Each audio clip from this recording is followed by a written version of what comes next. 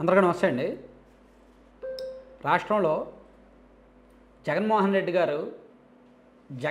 రెడ్డి గారిని మాత్రమే నమ్ముకున్నారు. అంటే తనను తాను నమ్ముకున్నారు. తన ఫోటో చూసి ఓట్లు పడతాయి, తన పరిపాలన చూసి ఓట్లు పడతాయి. సో రాష్ట్రంలో తాను అమలు చేస్తున్న సంక్షేమ పథకాలు, తాను నొక్కుతున్న బటన్లు పేద ప్రజలకు మేలు చేసాయి కాబట్టి ఓట్లు పడతాయి అని నమ్ముతున్నారు. అందులో తప్పులేదు. ప్రతి రాజకీయ నాయకుడికి కూడా తన మీద తనకు నమ్మకం ఉంటుంది. ప్లస్ జగన్మోహన్ రెడ్డి గారు మొదటి నుంచి చేసే రాజకీయం వేరు కాబట్టి ఆయనకు ఆ నమ్మకం ఉండొచ్చు. అందులో సంక్షేమ పథకాలు కూడా గట్టిగానే ఖర్చు పెట్టారు కాబట్టి ఆ నమ్మకం ఉండొచ్చు. అయితే జగన్మోహన్ రెడ్డి గారికి అనుకూలమైన వర్గాలు కొన్ని ఉన్నాయి. జగన్మోహన్ రెడ్డి గారు నమ్ముకుంటున్న వర్గాలు కొన్ని ఉన్నాయి. బీసీ, ఎస్సీ, ఎస్టీ, మైనారిటీ ఈ వర్గాలతో పాటు వేరే ఇతర వర్గాల్లో కూడా పేదలని నమ్ముకుంటున్నారు, ఈడబ్ల్యూఎస్ వాళ్ళని.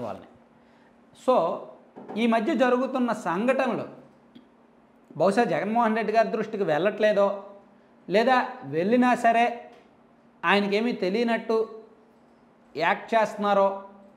సో కారణం ఏదైనా సరే ఇన్నాళ్ళు జరిగిన వేరు. ఇప్పుడు ఇన్నాళ్ళు జరిగాయండి.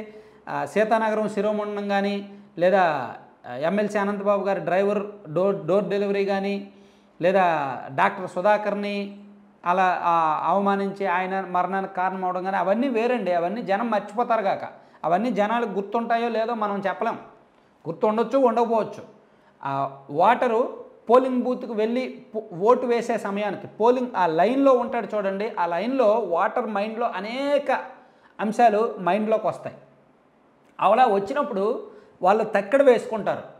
ఏది మంచి ఏది చెడు. జగనన్న నాకు సంక్షేమ పథకాలు ఇచ్చారు, ఇదిగో నాకు అమ్మఒడి ఇచ్చారు, నాకు రైతు భరోసా ఇచ్చారు, నాకు ఈ పథకం ఇచ్చారు, సో మళ్ళీ నేను జగన్ గారికి ఓటేయాలి అనే ఆలోచన రావాలి అని వైసీపీ కోరుకుంటుంది. కానీ అదే టైంలో జగన్మోహన్ రెడ్డి గారు అధికారంలోకి వచ్చాక సీతానగరంలో ఆ ఇష్యూ జరిగింది, డాక్టర్ సుధాకర్ గారి ఇష్యూ జరిగింది, డోర్ డెలివరీ జరిగింది. ఇటువంటి ఇష్యూస్ కూడా గుర్తొస్తాయి. సో ఇవి ఎంత తక్కువ జరిగితే అంత మంచిది. ఇన్నాళ్ళు ఏదో నడిచింది. రీసెంట్గా ఏం జరిగింది? నిన్న కాకినాడలో ఒక అర్చకుడిని కొట్టాడు. ఒక అర్చకుడిని గర్భగుడిలో ఒక కార్పొరేటర్ స్థాయి నాయకుడు కొట్టాడు. ఎంత దుర్మార్గం అది. యాక్చువల్లీ రాష్ట్రంలో బ్రాహ్మణ సామాజిక వర్గం వైసీపీకే ఫేవర్గా ఉంటారు ఎంతో కొంత. రాష్ట్రంలో మొదటి నుంచి కూడా టీడీపీకి బ్రాహ్మణులు మొదటి నుంచి సపోర్ట్ లేదు. సో టీడీపీ కూడా వాళ్ళకి పెద్దగా సీట్లు ఇచ్చి ఎంకరేజ్ చేస్తున్నది ఏమీ లేదు. గత ఎన్నికల్లో 2019లో సీట్లు ఇవ్వలేదు, 2014లో కూడా బ్రాహ్మణ్స్కి ఎవరికి సీట్లు ఇవ్వాల. కాకపోతే 2014లో అధికారంలోకి వచ్చిన తర్వాత బ్రాహ్మణ్ కార్పొరేషన్ పెట్టడం, ఆ కార్పొరేషన్ నిధులు ఇవ్వడం అంతా కొంత ప్రయత్నం చేశారు. కానీ బ్రాహ్మణ్స్లో మోర్ దాన్ 60% వైసీపీకి ఓట్ బ్యాంక్ ఉంటుంది. నేనుంటున్న అపార్ట్మెంట్లో మా ఇంటి ఎదురుగా ఆయన బ్రాహ్మణ్, వాళ్ళ అమ్మాయి వాలంటీర్. ఆయనకు పొద్దున్న లేస్తే ఇంటి ముందు సాక్షి పేపర్ వస్తుంది. సాక్షి పేపర్ అక్షరం చదువుతాడు. నాతో వచ్చినప్పుడు మీరు వీడియోస్ బాగా చేస్తారండి, కంటెంట్ బాగుంటుందండి అంటాడు. రాష్ట్రంలో పరిపాలన బాగోలేదండి, చాలా దారుణంగా ఉందండి, డెవలప్మెంట్ లేదండి, అది ఇదే అంటాడు. కానీ ఎవరికి ఓటేస్తామంటే వైసీపీకి ఓటేస్తానంటాడు. చూడండి, అంటే నేను అందరూ అలా ఉన్నారని చెప్పట్లా. కొంతమంది నాకు తెలిసినంత వరకు, నేను చాలా వరకు వాళ్ళతో ఇంటరాక్ట్ అవుతున్నప్పుడు వాళ్ళు ఎక్కువ ఎంతో కొంత వైసీపీకే ఫేవర్గా ఉంటారు. కానీ నిన్న జరిగిన ఇష్యూ ఉంది చూసారా, అర్చకులని గర్భగుడిలో కొట్టడం అనేది భక్తులందరూ ఉండగా ఎంత కండకావరం అది. అలా కొట్టడానికి ఎవరు కారణం? నేను అక్కడ జగన్మోహన్ రెడ్డి గారు కొట్టించారనో వైసీపీ వాళ్ళు కొట్టించారనో నేను చెప్పను, నేను అలా అనట్లేదు కూడా. కానీ కార్యకర్తలు, నాయకులు అలా చేయడానికి కారణం ఎవరు? ఆ ఉదాసీనత పార్టీ పెద్దలు ఇస్తున్నారు అంటున్నాను నేను. ఒకసారి అలా తప్పు చేసినప్పుడు వాడిని అరే ఆడి మావోడైనా పర్లా, వాడికి శిక్ష పడిని అని వదిలేయాలి.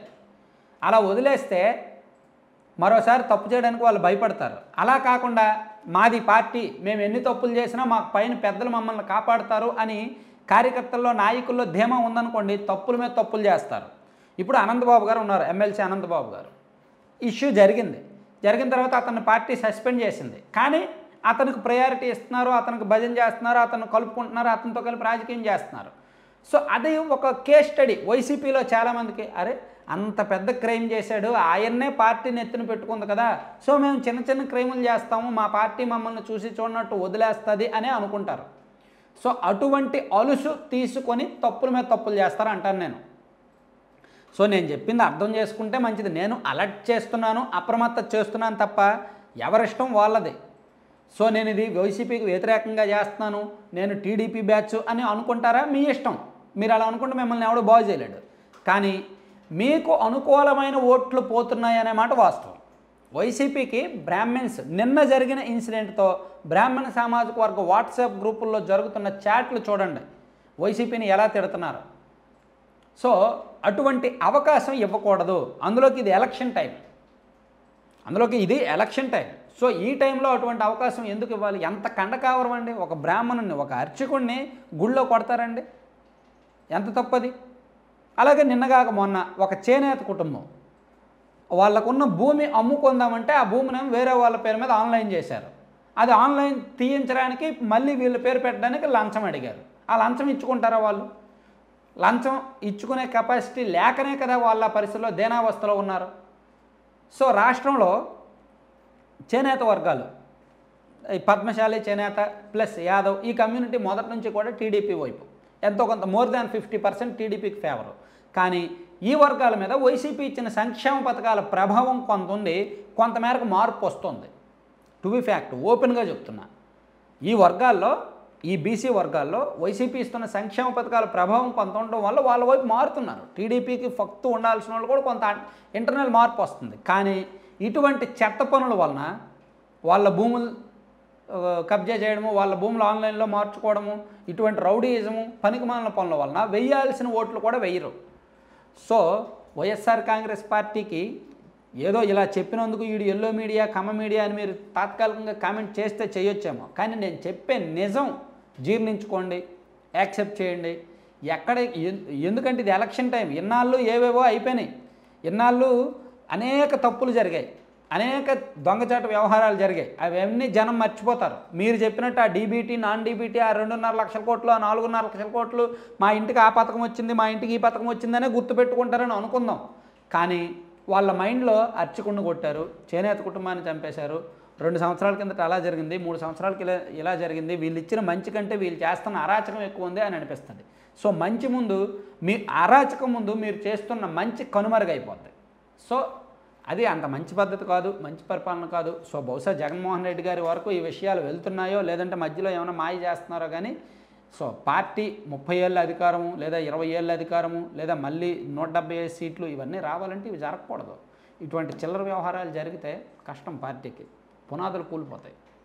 Thank you.